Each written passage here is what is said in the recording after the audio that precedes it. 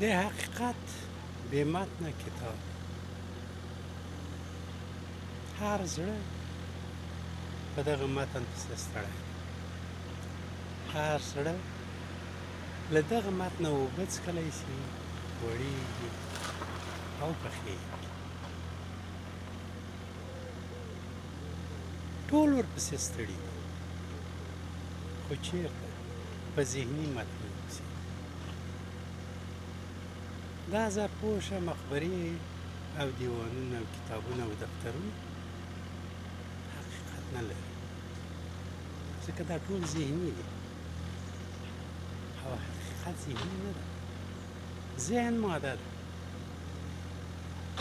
او ماده د حقیقت فیزیکي څېره. ځکه نو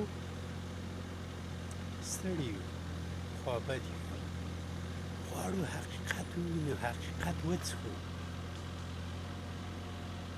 خو ښایي دا بې متنه متن د یو ماشوم په نعره کې و، ښایي د یوې دردمنې ابۍ په اوښکو کې د دې حقیقت څېره ولیدو، ښایي د یو کونډې خور په آه کې د حقیقت نه ویل شوی شعر واورو.